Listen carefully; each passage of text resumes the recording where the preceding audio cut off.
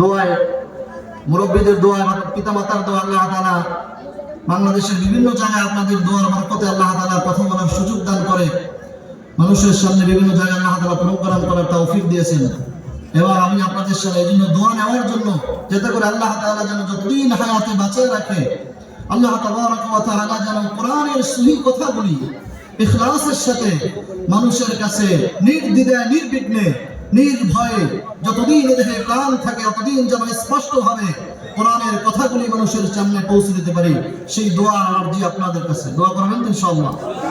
আল্লাহ চাহে তো আমি আপনাদের সামনে কোরআনে কারীম থেকে যে আয়াতে কারিমা তেলাওয়াত করেছি, সেই আয়াত এবং হাদিসকে সামনে রেখে কিছু আলোচনা করার চেষ্টা করব। আল্লাহর কাছে আপনারা দোয়া করবেন আল্লাহ তাবারক ওয়া তাআলা যেন আমার জবান থেকে আল্লাহ তাআলার সেই অমীয় বাণী, যেই কথাগুলি আমার এবং আপনাদের সকলের দরকার এবং প্রয়োজন, আল্লাহ সুবহানাহু ওয়া তাআলা যেন আমি অধমের ভিতর থেকে, জবান থেকে সেই কথাগুলি আল্লাহ তাআলা বের করে দেন। সকলে বলি আমিন।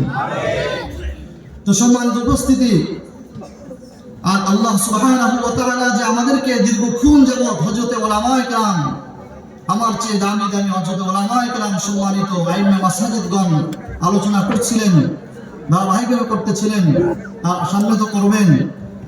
আমি আল্লাহু আকবার, আমি আপনাদের সামনে যে আলোচনা করব আল্লাহ সুবহানাহু ওয়া তাআলা কোরআনে হাকীম থেকে আমি যে আয়াতে কারিমা তেলাওয়াত করছি আপনাদের সামনে, কোরআনে কারীমের 2 নম্বর পারার 11 নম্বর পৃষ্ঠা থেকে আমি একটি আয়াতে কারিমা তেলাওয়াত করছি। কোরআনের সূরাতুল বাকারার 208 নম্বর আয়াত। আল্লাহ সুবহানাহু ওয়া তাআলা এই বিশাল কালামুল্লাহ শরীফ আমাদের জন্য কেন দিয়েছেন জানেন?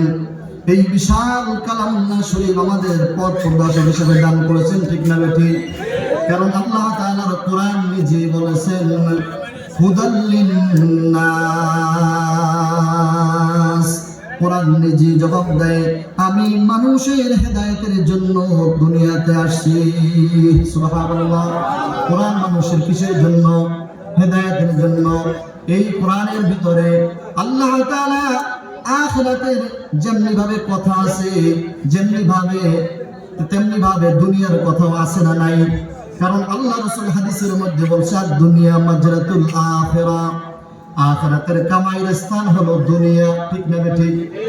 আল্লাহ রাসূল স্পষ্ট জানায় দেন দুনিয়াতে যেমন যেরকম ভাবে তোমরা চাষাবাদ করো, জমিনকে তোমরা উর্বর করো, আল্লাহ জমিনকে উর্বর করে দিয়েছে, তোমরা যেই বীজ বপন করো ওই বীজ থেকে ওই ফল গাছ হয়, ওই গাছ হয় বা ওই ফলের আশা করা যায়, ঠিক না বেঠিক? কেউ যদি জমিনের মধ্যে মাদার গাছ বপন করে আর মাদার গাছ লাগিয়ে যদি কেউ আশা করে যে আমি এই মাদার গাছ থেকে আমাকে আম দিবে, এটা কি সম্ভব? কারণ মাদার গাছ লাগিয়ে আমের আশা করা যায় না, আমের বীজ লাগিয়ে আমের আশা করতে হয়, ঠিক না বেঠিক? এই জন্য আল্লাহ সুবহানাহু ওয়া তাআলা আমাদের পথ প্রদর্শক হিসাবে, পথ প্রদর্শনের জন্য আল্লাহ আমাদেরকে দুনিয়ায় পরীক্ষা দেওয়ার জন্য পাঠিয়েছেন। তবে পরীক্ষা দেওয়ার জন্য আল্লাহ তাআলা আমাদেরকে গাইডলাইন দিয়েছেন। একটা কি বলেন, দুনিয়াতে ছাত্রছাত্রীরা যে গাইডলাইন দেয়, ছাত্রছাত্রীরা যে পরীক্ষা দেয় তাদের জন্য গাইডলাইন আছে না নাই? তারা কোন গাইড ফলো করে পরীক্ষা দিবে, ঠিক না ঠিক? আল্লাহ সুবহানাহু ওয়া তাআলা যে পরীক্ষার হল বানিয়ে দিয়েছেন, আল্লাহ তাআলা জানেন দুনিয়ার মানুষরা এই দুনিয়া যাওয়ার পরে পরীক্ষা দেওয়ার জন্য তোমরা কোন গাইডকে ফলো করবা। সেজন্য আমি আল্লাহ সুবহানাহু ওয়া তাআলা মহাগ্রন্থ আল কোরআন অবতীর্ণ করে দিয়েছি। সুবহানাল্লাহ। এই দুনিয়ার মানুষরা জেনে রেখো, আমি আল্লাহ জানি তোমরা কোরআন সরাসরি বুঝবে না, কারণ কোরআনের আয়াতগুলি আমি যদি কোরআনের ভিতরে বিস্তারিত ব্যাখ্যা স্বরূপ আমি আল্লাহ সব বলতে যাই তাহলে কোরআন আরো পাড়ায় আরো বেশি হয়ে যাবে। এই জন্য আমি আল্লাহ তাবারক ওয়া তাআলা কোরআনকে বুঝিয়ে দেওয়ার জন্য তোমাদেরকে বাস্তবকে তোমাদেরকে প্র্যাকটিক্যাল দেখায় দেওয়ার জন্য, কারণ মানুষ তোমরা দুর্বল হবে, তোমরা অজ্ঞ হবে, তোমরা বুঝবে না, বুঝতে চাইবে না। এই জন্য আমি আল্লাহ কোরআন বুঝিয়ে দেওয়ার জন্য আমি আল্লাহ তাআলা আমার প্যারা দোস্ত হাবিব রাহমাতাল লিল আলামিন জনাবে মুহাম্মদুর রাসূলুল্লাহ সাল্লাল্লাহু আলাইহি ওয়াসাল্লামকে দুনিয়ায় প্রেরণ করেছি। সুবহানাল্লাহ। এই আল্লাহর হাবিব তোমাদেরকে কোরআন ভালো করে বুঝায়া দিয়া সুন্দরভাবে শুধু বুঝাবে না, নিজে প্র্যাকটিক্যাল দেখায়া গেছেন কি যায় না? বলেন। এবং আল্লাহ রাসূল দুনিয়া থেকে যাওয়ার পরে এটা আপনাদের সামনে কে কারা উপস্থাপন করবে? আল্লাহ রাসূল নিজেই বলে গেছেন, আল্লাহ উলামা ওয়ারাসাতুল আম্বিয়া। কারণ আপনারা বলতে পারেন আমরা তো আল্লাহর নবীর পাই নাই, তাহলে আমরা প্র্যাকটিক্যাল কোরআন হাদিস থেকে কোরআন থেকে আমরা কিভাবে শিখবো? এই জন্য আল্লাহ রাসূল আমাদেরকে বলেছেন, জানায়া দিয়ে গেছে আল্লাহ উলামা ওয়ারাসাতুল আম্বিয়া। এই যে আলেম ওলামারা বয়ান করতেছিলেন, করছেন বা করবেন, এই সবখানি ওলামায়ে কেরামরাই হচ্ছে আল্লাহর নবীর ওয়ারিস। সুবহানাল্লাহ। তাদেরকে তোমরা ফলো করবা, তাদের কথাগুলি সহি কথাগুলি হক্কানি ওলামায়ে কেরাম বুঝতে হবে। হক্কানি ওলামায়ে কেরাম আবার সব ওলামায়ে কেরাম না। কারণ ওলামায়ে কেরামের মধ্যে বিভিন্ন ফিকরা আছে না নাই? কারণ দামি জিনিসে ভেজাল থাকে বা জান, দামি জিনিসে কি থাকে? মানুষ কয় হুজুরদের মধ্যে ভেজাল থাকবে কেন? বাজান স্বর্ণের তাহলে ভেজাল দিবে কেন? কারণ দামি জিনিসের মধ্যে ভেজাল থাকে, ঠিক না ঠিক? তাহলে এই জন্য আলেমদের মধ্যে বুঝতে হবে কেউ আছেন নামদারি আলেম, আল্লাহু আকবার। এই জন্য আলেম বিভিন্ন প্রকার আছে, কেউ সরকারি আলেম, কেউ তরকারি আলেম। তার মানে যেখানে যেমন সেখানে তেমন। কিছু আলেম আছে হক কথা বলতে চায় না, কারণ মুসল্লি বেজার হয়ে যাবে, মহল্লা দাওয়াত কমে যাবে, বিভিন্ন কিছু সমস্যা হতে পারে। এই জন্য বিভিন্ন সময় দেখা যায় ওলামায়ে কেরামরা অনেক সময় হক কথা বলতে চায় না। এরকম আছে না নাই? কারণ থাকবে, কারণ দামি জিনিসের মাঝে মানুষ ভেজাল দেয়। এই জন্য আল্লাহ তাআলা রাসূল বলেছে হক্কানি ওলামায়ে কেরামকে অনুসরণ করবা। যারা হকের উপরে আছে, যারা নির্দ্বিধায় সঠিক কথাগুলি তোমাদের কাছে পৌঁছে দেবে, তারা কোনো দ্বিধাবোধ করবে না। হক কথা বলতে তারা এই চিন্তা করবে না যে আমার রক্ত ঝরবে কিনা, আমার জীবন যাবে কিনা। কারণ সেটা যদি হতো তাহলে আল্লাহ রাসূল তাহলে উহুদের ময়দানে দণ্ডায়মান শহীদ করা লাগতো না, কি বলেন? লাগতো কিনা? কারণ যে আল্লাহ রাসূল মক্কার কাফিররা আল-আমিন উপাধি দিয়েছিল, যে আল্লাহ রাসূলকে কোনো মুসলমান আল-আমিন উপাধি দেয় নাই, ওই দুষ্ট কাফেররা মক্কার সেই মানুষগুলিরা আবু জাহিলরা আল্লাহ রাসূলের চরিত্র দেখে তারা আল্লাহ রাসূলকে আল-আমিন উপাধি না দিয়ে পারে নাই, বাধ্য হয়েছে। কারণ এর চাইতে সত্যবাদী, এর চাইতে ভালো মানুষ, এর চেয়ে মহা মানুষ আর কেউ নেই। এই জন্য সেই মানুষগুলি আল্লাহ রাসূলকে আল-আমিন উপাধি দিয়েছিল, ঠিক না বেঠিক? কিন্তু যখনই আল্লাহ রাসূল বললেন, না না চাচা, ও মক্কাবাসীরা, তোমরা যেগুলা করো, তোমরা যে মূর্তির পূজা করো, এগুলোর জন্য এগুলা তোমাদের করণীয় ঠিক না। কারণ এক আল্লাহর ইবাদত করো।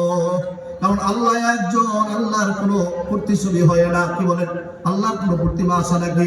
অতএব আল্লাহ রাসূল বলে আল্লাহ একজন, তোমাদেরকে এক আল্লাহর ইবাদত করতে হবে। তোমরা তোমাদের বাপ দাদার ধর্মের এই সমস্ত এগুলি মূর্তি পূজা ছেড়ে দাও। যখনই বলছে তখনই আল্লাহ রাসূল শত্রু হয়ে গেছে, ঠিক না ঠিক? এই আল্লাহ রাসূলকে ওরা কত কষ্ট দিয়েছে।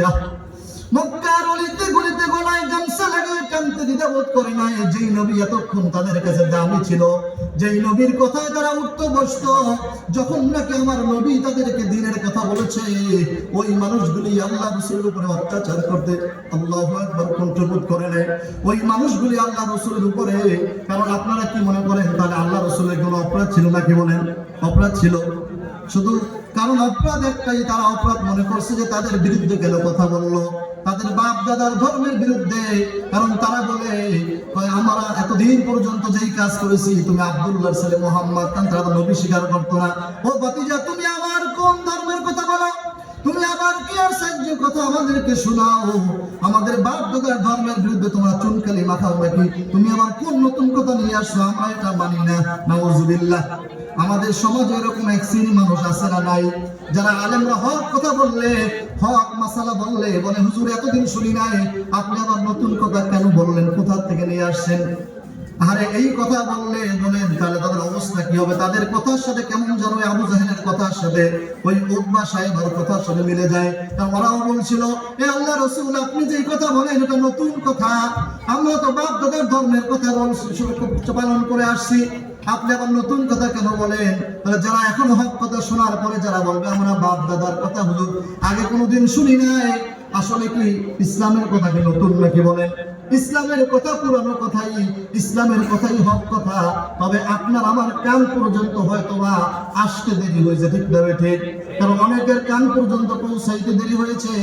কিন্তু একজন ইমানদার মুসলমানের করণীয় হলো, যতই দেরি হোক না কেন, যতই বাতিল ফিতনা থাকুক না কেন, যখনই কোনো ইসলামের হক কথাগুলি আসবে সে এটাকে অনুধাবন করার চেষ্টা করবে।